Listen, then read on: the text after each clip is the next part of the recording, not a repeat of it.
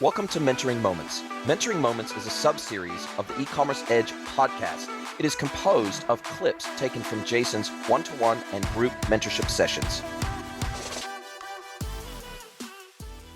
Welcome to another episode of the eCommerce Edge podcast with me, Jason Greenwood, your host. It is great to have you along for the ride with us today.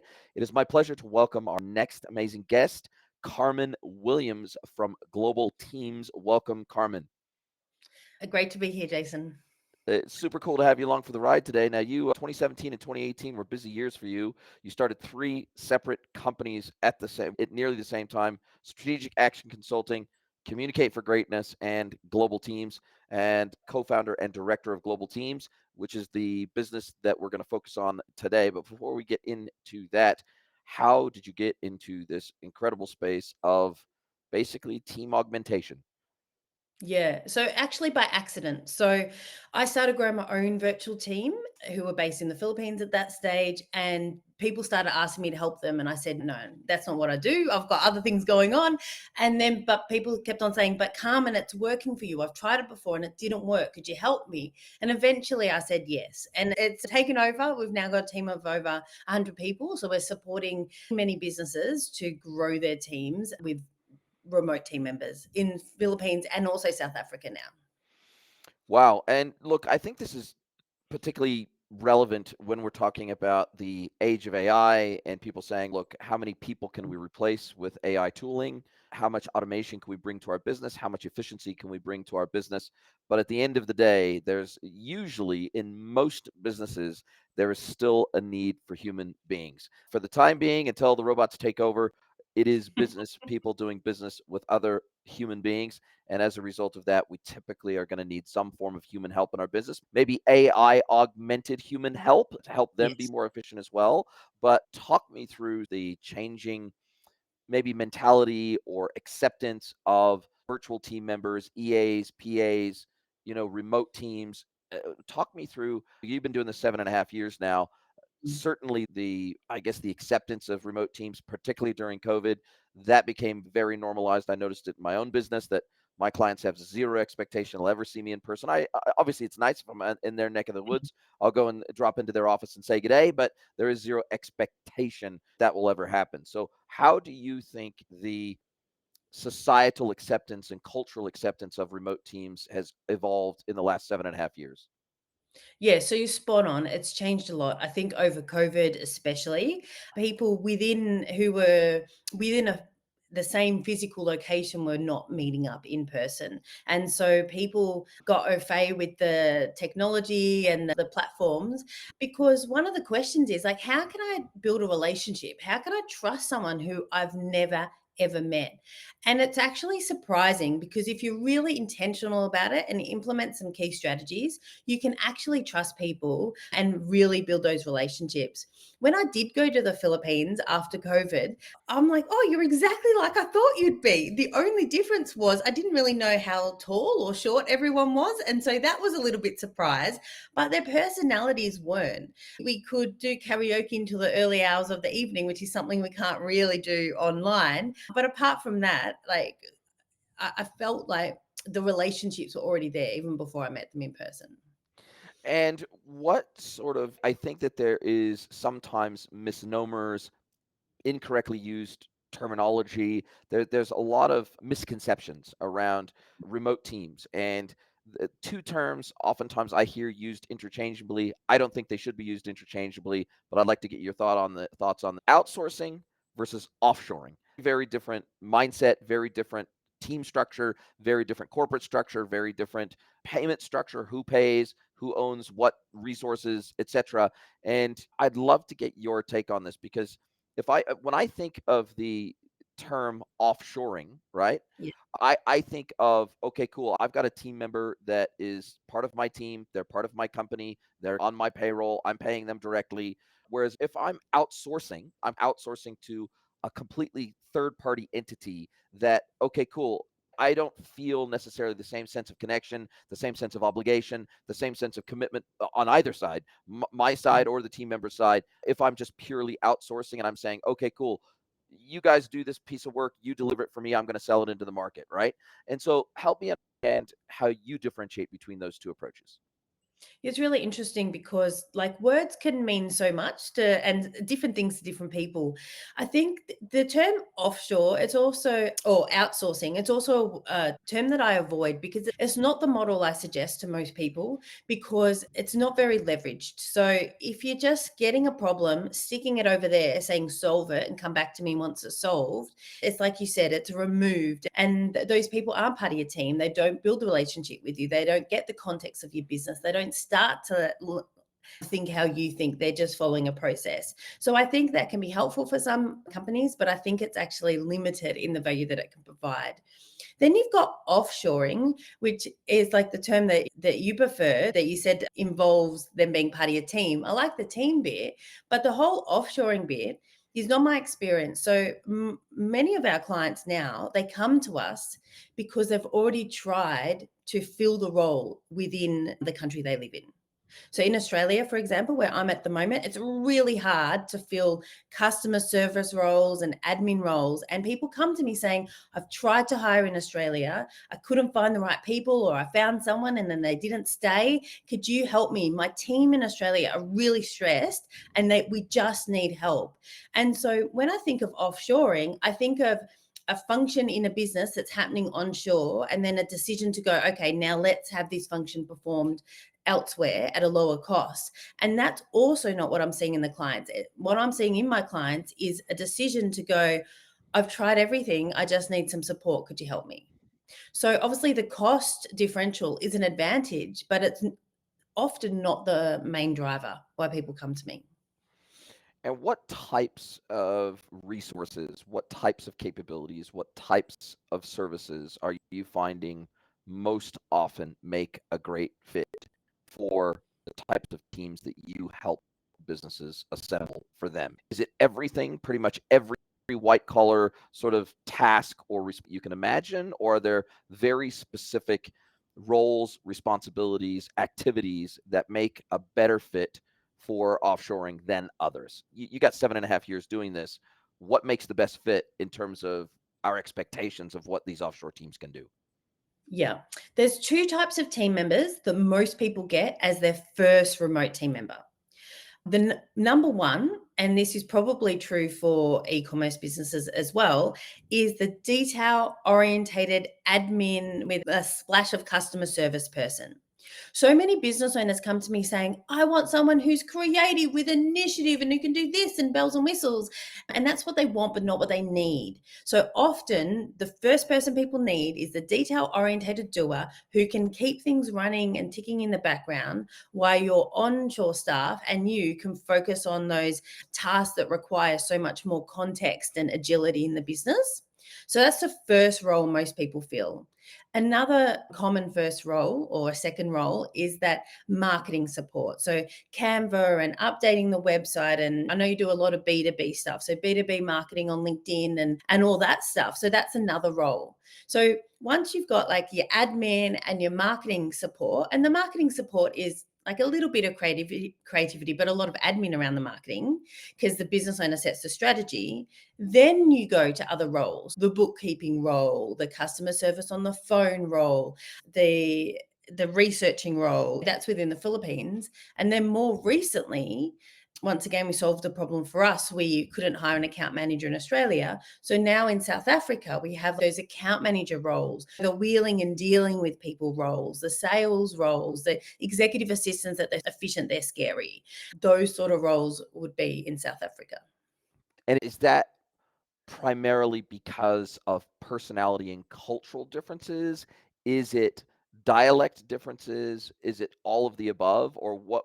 Why do you think that there are certain responsibilities that fit better in a South African context versus a Filipino context? Or is it primarily time zone considerations? Or what are the main considerations there? Yeah, so it's a really good question. And I get a bit nervous speaking about culture because obviously we're speaking about millions and millions of people, and there's probably more variation within the country than between countries. But for the sake of learning today, what most people find is that the Filipino culture are dedicated, they're fantastic, but some Filipino people are not up for a bit of conflict. And almost every single business owner who comes to me says they want initiative, which can mean many different things. And we can get Filipino people who can show some initiative. But we find that the South African culture is, a lot of them have just got a bit more, I don't know, Again, they got thicker skin. thicker skin, they got some spunk about them. And you know what? With the South African culture, they're often too harsh. And so Mhm, what we're finding is the softer South Africans, if that makes mhm. sense. My recruitment team consider themselves matchmakers. There's lots that goes into this, but culture is definitely one of the things. As someone who's married to an Asian, but is spent almost 30 years in New Zealand and had lots of South African friends based in New Mm, Zealand, there's huge South African contingents in New Zealand as there are in yes. Australia. I can definitely see firsthand some of the cultural differences that stand out to me that make me think, okay, cool. I almost think of South Africans more like Americans in their sort of cultural thick skinnedness and the Mm, banter and the roughness around the banter, the ability to really take a pretty direct on the chin kind of joke.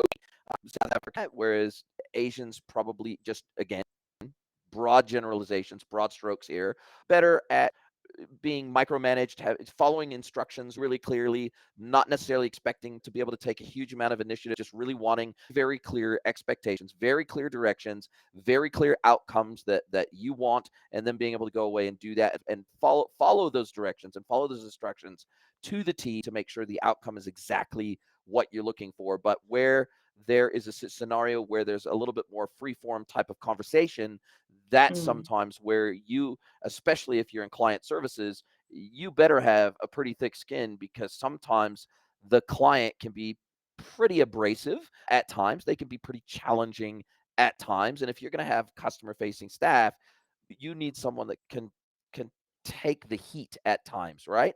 And so Yeah. I'm not saying that Asians can't. I'm just saying that in general, again, broad strokes here, if you want to try to get people in the right seats doing the right things and having cultural sensitivity as part of that, I think is pretty important.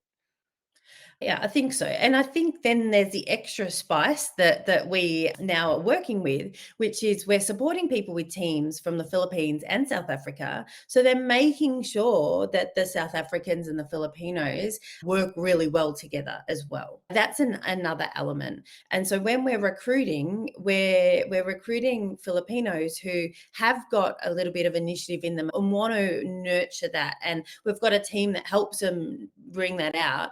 And with the South Africans, we're recruiting people who are going to be kind and not too harsh and will learn the other person's perspective and understand where they're coming from. And so that's really a really interesting space that we're working with at the moment. And how has AI impacted your team members' performance over time? Is it something that they oftentimes are taking the Descripts of the world, learn the ChatGPTs of the world, learn the Groks of the world, admin automation? There's quite a lot around AI first technology, and where do we find time to upskill them on some of these technologies so that not only do we get the benefit of having a deeper pool of human resources to choose from, because in our home countries oftentimes that's a challenge, it's being able to find Mm, even enough people to do these roles is hard, but then obviously we also want that deep pool of talent that we're hiring from to also be hyper efficient in what they do and making sure yeah. that they're leveraging the best of technology to get their work done in a given day. So how are you striking the balance between, okay, human support, but AI augmented human support? Yeah, so it's a really good question. So, most of our team, one of the traits that the recruitment team are always looking for is someone who really wants to learn because our clients are small businesses and things are always changing in small businesses. So, they need to be up to learning new things. And so, naturally, many of our team upskilling themselves on AI, sometimes the clients bringing AI into the role. And also, as a company, we're bringing new ideas to them as well. And so yesterday we had training with an AI expert to teach them some ways to use AI in marketing, the next level. But also, I'm sourcing ideas from my team. So, like I said to my marketing team, tell me the ways you're using AI. And then we taught the rest of the group the use cases at the moment, because there's all these highfalutin theory, but how are people at the moment practically using AI in their business? And so that's a real focus where I'm sourcing some of that information from our current team. I'm also sourcing that information from AI experts and sharing that with the team. So but it's a really exciting space, and it's a space that I'm looking forward to exploring further as things develop. And as you recruit these team members on behalf of your Mm. clients, do your clients like pay you and then you pay them, or are they employing those team members directly that you've sourced for them? Is it a mix of the two, or is there a recruiting business on the other side of the equation that you're liaising with? Kind of what's the structure of how you engage with your clients and the resources? Because you're, as you said, you're the matchmaker, you're the middle woman that sits in between the company that needs the resource, and you're assessing what that need looks like, and then you're trying to find the right resource that's a good match for what they're trying to achieve in their business. But mechanically, how does that work? If I Mm. wanted to engage with you tomorrow, what would Yeah. that look like? Yeah, so it's a really good question. Our obviously we're matchmakers, but I think our secret sauce is the support afterwards. So focusing on recruiting someone and recruiting the right person is like focusing on the wedding, but not the whole marriage. And so we pride ourselves on, once you fall in love with someone, once they start, that we've got a whole heap of support. So we've got like a love team for the business owner, so they can just call up and say, I'm feeling frustrated, or what do you think about this? We've also got a love team for the virtual assistant as well, to go, hey, could you help me share this idea? Or I'm feeling a bit overwhelmed, or whatever's going on. So, because of that, we've got two different models. We've got the one model where you can engage us to hire you someone and support you ongoing and support your virtual assistant ongoing. And in that model, you pay us. And then we've got another model, which is we provide mentoring and coaching and support for business owners who've already got teams. And so often what that looks like is people already with established teams, they've got teams onshore, people offshore, and then I come and support them, because sometimes there's some challenges when you're building teams, and that might be mentoring for the business owner around what they need to be and what sort of leader they need to be. And sometimes it's going in and augmenting the communication framework, or things like that. So we don't just do the recruiting, because the recruiting is only part of the magic, it's the support afterwards. So we do the like everything, or for people who've already got teams, we support them with mentoring and coaching. So there is, I guess I described two different engagement Mm. models, and you can support either one effectively. So we don't just do the recruiting. Okay, so Yeah. you would never do that model, right? Yeah, so we don't do that, because even if we find you someone amazing, often it doesn't work out because of things that happen down the track, the communication or the relationship. And so we really want to do right by the virtual assistant by supporting them through that whole process. So I think in this industry, often people are like, it hasn't worked out, the business owner's right, the virtual assistant's wrong. And it's often not that simple. It's often a little bit of both, or often sometimes more the business owner than the virtual assistant. And so if someone recruits through us, we support them through the whole process. And then what does that so does that take the form of a subscription model sort of thing with you, whereby they pay you like a monthly account management fee, for lack of a better term, or a relationship management, or a customer, I guess, a relationship success fee? Is that like a subscription model that someone would subscribe to based on the number of team members that you're actively helping them to manage? Yeah. So it's just a month to month invoice for the whole service. And how, do you see a future where you may start to look further afield than just the Philippines and South Africa? Obviously, when you first started out, it was Philippines, then you added South Africa to your bow.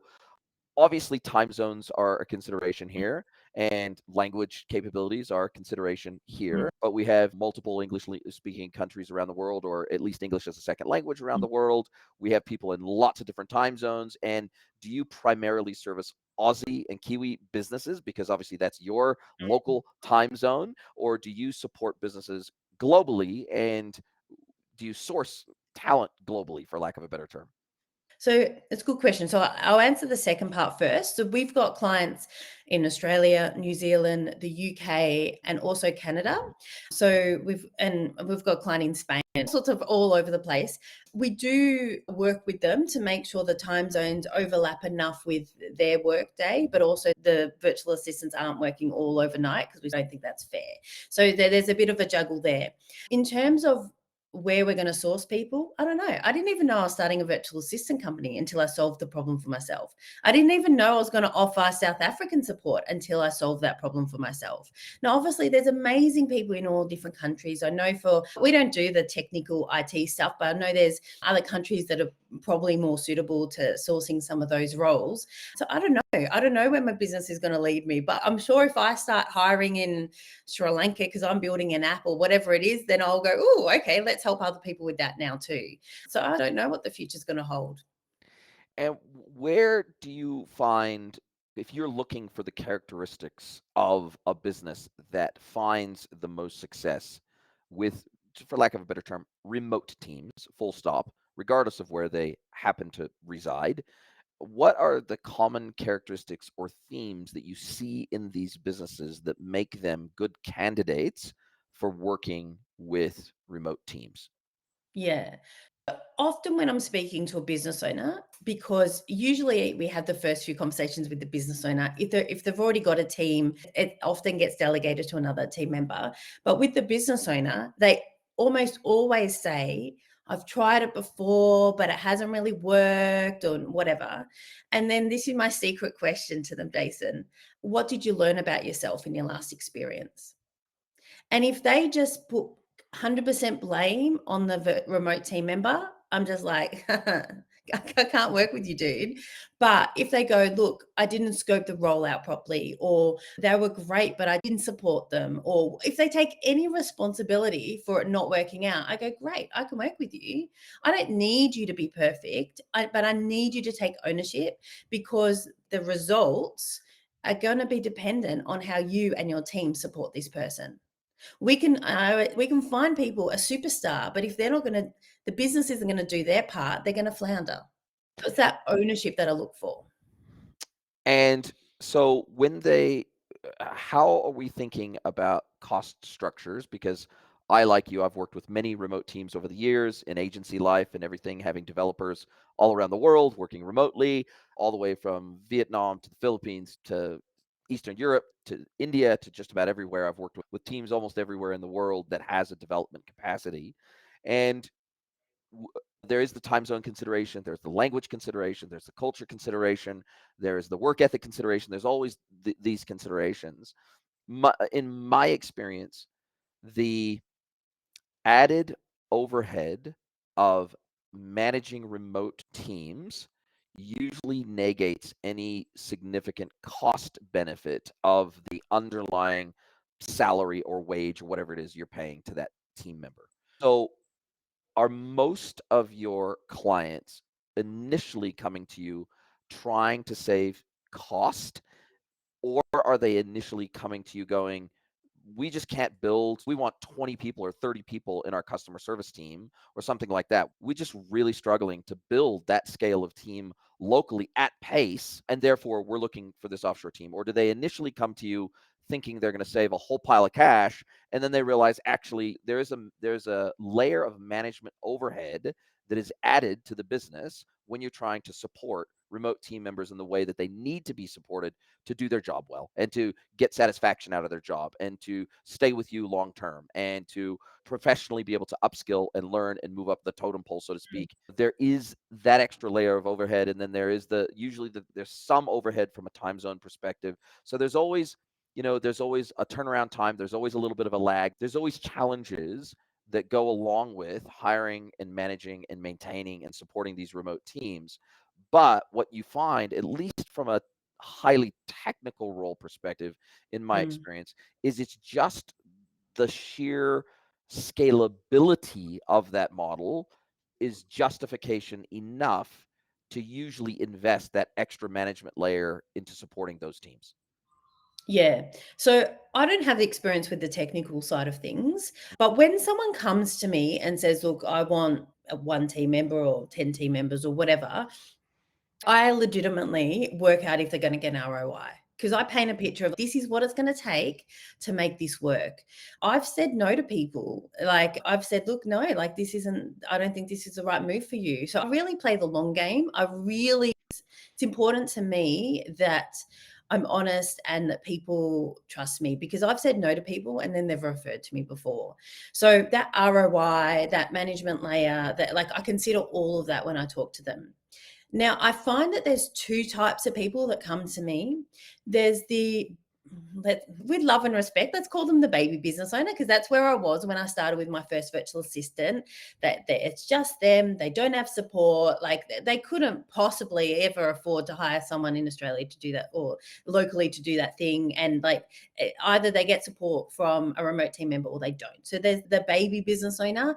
It doesn't make sense for me to be working with them, but I got a soft spot with them because that's where I was when I started. And then we've got the more established businesses who come to us because they can't hire in Australia or they can't retain in Australia, and or like you said, that's the speed. So we've got a client, they have 6 team members with us. 2 weeks ago they said we want another 4. They've just started with another 4 and those 4 people are jumping on the phone on Monday. So it means that like they could just move really fast. And I think for them, even with a little bit of management layout, like the ROI is going to be huge for them. Yeah, they're the sort of 2 types of people that we have coming. And do you think are you getting calls and requests from more technical businesses for development support or for project management support within a technical organization, a web development company or a software development company, etc.?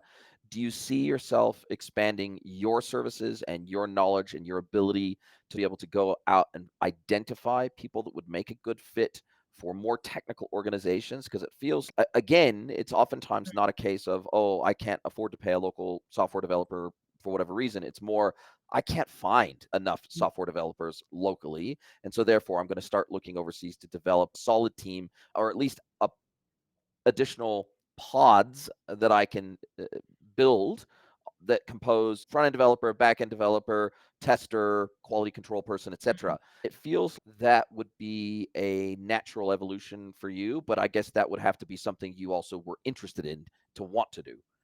Yeah. So we don't get asked for it much, but saying that, for existing clients, we bend over backwards to help them. And we did have an existing client that wanted a more technical role. That took a lot more work from my recruitment team because they don't know all these terms. They don't Yes. know if they don't know how to test it. So we had to be really strategic in making sure that we could hire, we could test the right person. So it was a bit of a stretch for them. It's probably not their area of that they love.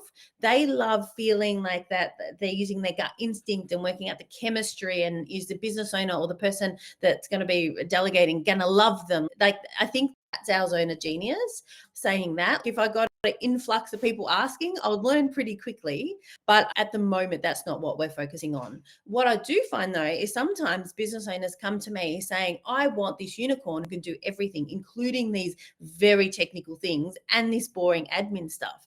And so then I often have to say to them, you're dreaming. What's the most important thing? And it's usually the boring admin stuff that they really need support with. Yeah, and I guess it allows them to scale the things that they scale their zone of genius and Mm, offload the sides of the business where they don't add the most value. yeah, for sure. And what do you see? Are you seeing pressure from AI? Are your customers saying, are you getting questions about, oh, what kind of skills with AI do they have? Or is that not really a huge part of the conversation yet? And the reason I specifically asked that question is because I know, at least for those of us that are more technical, most of us have started to redirect. Like, for example, in my browser, I have a plugin Mm, in Brave that redirects all my queries to ChatGPT. I don't even use Google search anymore. So amazing. those of us that are in the technical world and live and breathe it every single day, that is the question that's on all of our lips, is how can we leverage AI 1% more every single day to help Mm. improve our business, to help our business scale, to help us be more efficient, to be smart about our time?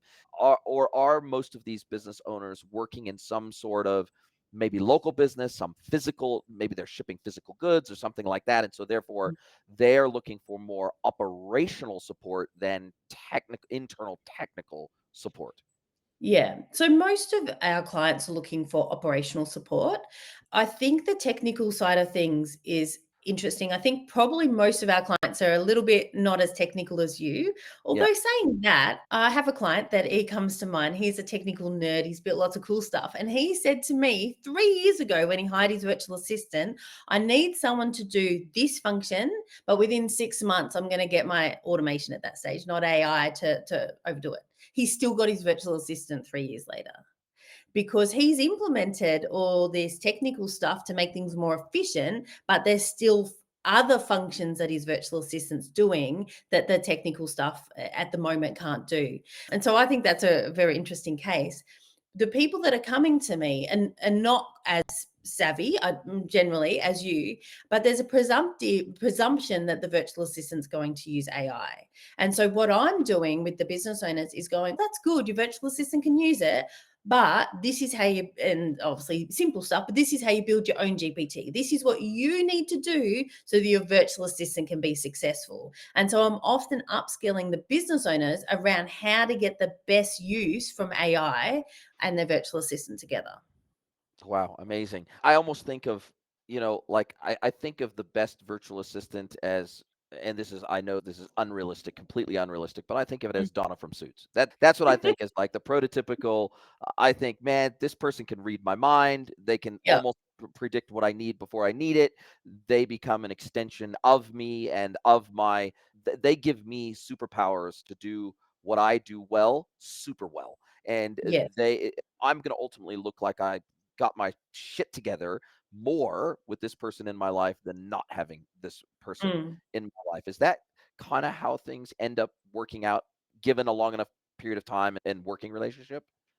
Yeah, obviously we need to design it really well. If you want the sort of attitude from Donna, you're Yeah. probably going to go to South Africa. But for example, Jonathan, who's my right hand man, he's in the Philippines. He's been with me from the start. I logged into Slack this morning because I signed out early yesterday and I saw that he picked up a ball that I didn't even remember to give him. So we were running an event yesterday. There was 95 people there. Someone in the chat said, I need to go, but I want to talk about getting a VA. I saw it briefly and then I forgot it. And the Jonathan's, oh, just letting you know, I contacted this person. I'm like, thank you, Jonathan. So he's allowing me to perform because I'd completely forgotten that even happened. And Safety he net. wasn't in the room to monitor. I didn't even ask him to monitor the chat. I didn't even think to ask him, but he saw it and he's actioned it and he's told me. Wow. Wow. So Amazing. I forget things. I'm bad at consistency. You should have seen me yesterday during the event. We had 95 people there, and here I decided I was going to run a poll, and I didn't know how to do it. I'm like, I shouldn't have never even tried to do this myself. I should just ask my team to do it. They would have rehearsed it and practiced it and would have been smoother. And like sometimes I don't do anything for myself because I'm really bad at it. Yeah, you're good. You're doing the people facing things, which is oftentimes where the value lies, and that's where our unique soft skills come into play. Is when we're having to face direct client or prospect engagements. That makes complete sense. Yeah. What's on the radar for you? If you looked out 6, 12, 18 months from now, what is on the radar for you and your business that you would like to either achieve or expand or new services, or what is it that what's like important to you over the next 6, 12, 18 months? Yeah.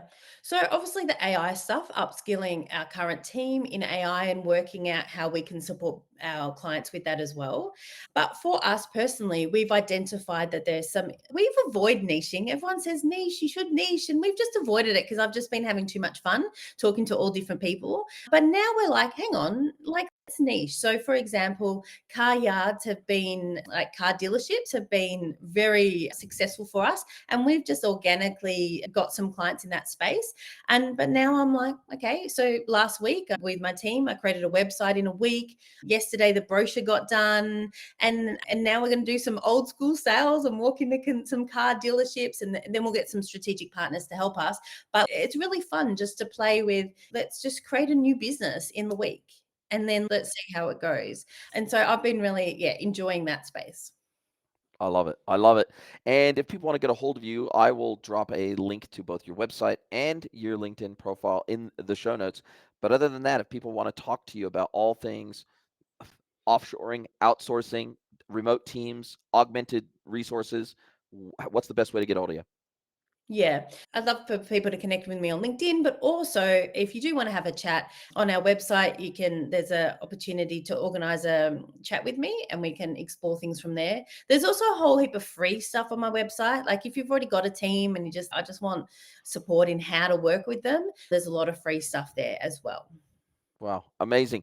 Listen, it's been a fascinating conversation. This is something it's been on my radar for a while to explore this a little bit more because basically the more and more content output I put out, the harder it is for me to also own all the post production, all the distribution, all that sort of stuff. I probably see a world in the not too distant future where that type of resource starts to make sense in my business because I'm good at capturing the content, creating the content, but then the post-production distribution side, there's a lot of repetitive actions that need to be done there. And Yes. it's just that there's a lot of operational stuff that has to happen there to get the content out when you're dropping 3 new podcast episodes a week, plus you're putting out lots of other content at the same time.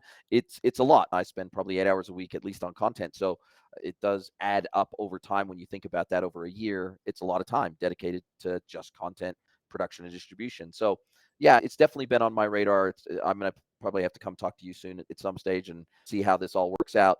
But as we do come down to the end of our time together, this is where I get to flip the script. I get to hand the microphone over to you, let you ask me one question, any question you like. It can be personal or professional. Carmen Williams, what is your question for me today? What do you recommend I should be looking at in AI in my business? Look, that is such a good question. I personally am still, even in my own business, I'm still trying to, I haven't found the boundary of where the limits of AI in my own business are. I'm still trying to push those boundaries every single day myself.